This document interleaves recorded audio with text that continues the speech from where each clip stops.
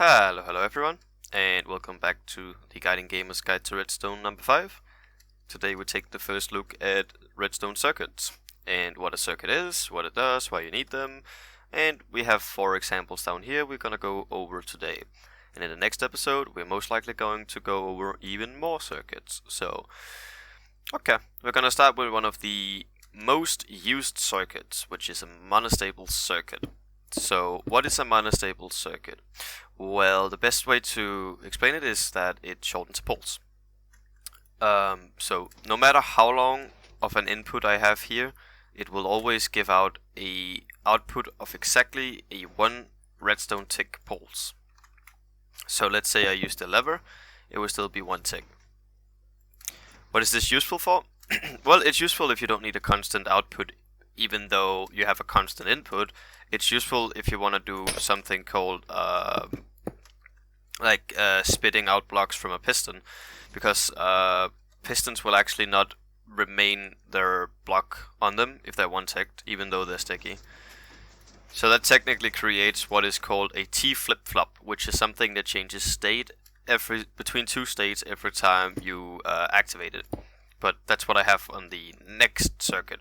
Just quickly before we go, the way you create one of these is that you have a piston facing up with a block on it, a block in front of that with redstone dust, or a repeater, or any kind of input that could power this piston and this block.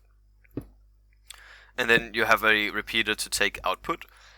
And the way it works is that you give power on this redstone dot, and then you power this repeater here.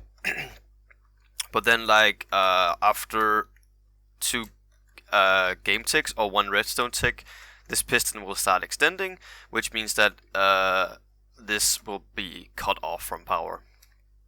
That's how we build that one.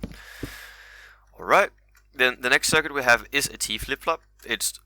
This thing can be made into a T flip-flop, but this is just a T flip-flop. And what is a T flip-flop? Well, the best way to like sort of resemble it is that it changes between A and B, so it goes like A to B, then B to A.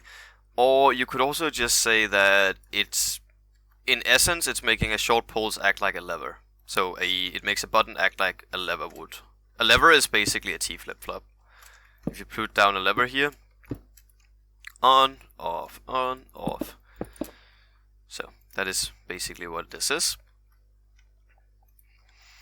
Okay. The way this one works is that we basically have a loop with 2 stages in it, and every time we power, we swap an item from stage 1 and stage 2. So I'm going to show you how to build this one. You want to have 2 droppers facing into each other, like so. Then what you want to have is you want to have a dropper that is facing down. No. Wait, yeah, you want to have a dropper that faces... No, right, you want to have it face to the side. My bad. You want to have it like this. So you actually want to have them in a loop. I forgot how that works. So no, you want to have it face, so it basically goes clockwise completely. From this one to this one, from this one to this one, and from this one into this dropper. And then the way you get an output is you can take an output from either of the 2 bottom ones on either side. So you can take output here, here, here, here, and here, and also technically here. I'm just gonna take an output from the back, and you're gonna need a comparator, because the way this one works is that you take an output with an item, and then you can just take an output from that comparator. So whenever you power this circuit here, if the item is in this dropper, wait, that's actually a terrible explanation. Let me put it in here. If the item is in this dropper, the item will get, when I press this button, because we power these 2, it will get dispensed from this one into this one, and then immediately, because this one is already powered, it will get dispensed into this dropper, sending it down into this hopper, into this dropper hopper, you know. And then it will output itself into the lamp. And then the exact same will happen once I press here. The item will go from this one into this one, and you could have guessed it, it's in here now, and the cycle resets. That was a bit of a rocky explanation. I think most of you understand though. Okay, so for the second last circuit today, we're going to talk about a RS NOR latch. So what does RS NOR latch mean? Well, let's start off, what is a latch? Well, a latch is basically a memory latch, which means that it's a circuit that has a memory that can sort of latch on to a state. That's the easiest way to explain that. What is RS? Well, RS is reset set, which means that you can reset and set it. What is a NOR latch? Well, it's just a latch, but it works through, it's NORed together, which we're going to learn more about in the logic gates part of this series. But just know that something is NORed when it's used like a torch, and you use the inverse of that, basically, that it's NORed. So I can set it here, it's already set, and then I can reset it here. So set, reset. And in fact, it works on either end, so I could set the other one, and this button will reset that one and set that one, or I could reset this one and set that one. What is it useful for? Well, quite frankly, it's useful for anything where you want to remember a state for a certain amount of time, and then you want to remember a new state for any given iteration. So the way you make it is quite simple. You take a repeater and you go in opposite direction, and you have each repeater pointing to a block, and on the side of the block you have a torch pointing into the other repeater, just like this. Quite a simple circuit. How does it work? Well, it's quite simple. This torch is on right now, meaning that this torch is powered and getting turned off. As soon as I turn this one off over here, we give power to this one, which immediately will power this block that I'm powering, meaning that we can't do anything now.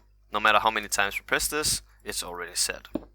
Okay. For the last circuit today, we're talking about what the opposite of a monostable circuit is, whereas a monostable circuit will be a circuit that gives a short pulse.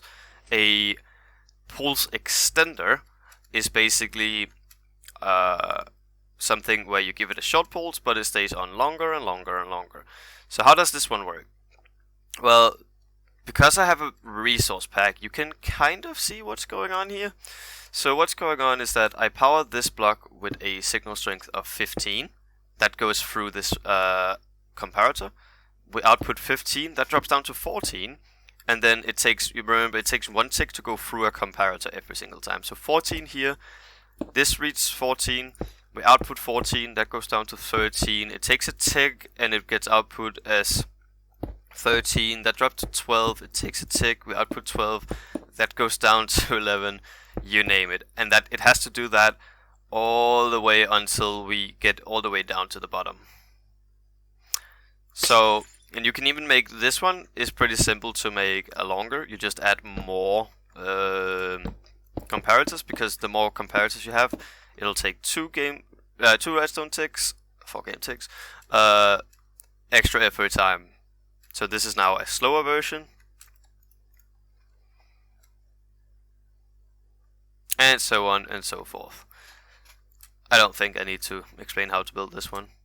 Just note that you can't actually have it do this, because now, in all essence, there's nothing here that can make the redstone signal drop, because the blocks won't make it drop, right?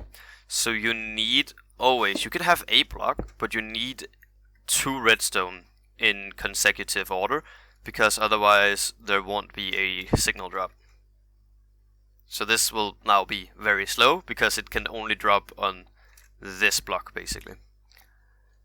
Okay, that's about it. If you like this video, then make sure to like, and if you really loved it, then make sure to subscribe and hit that bell icon. Comments, then the comments below, Reddit, Twitter and Facebook, and I'll see you all in the next video.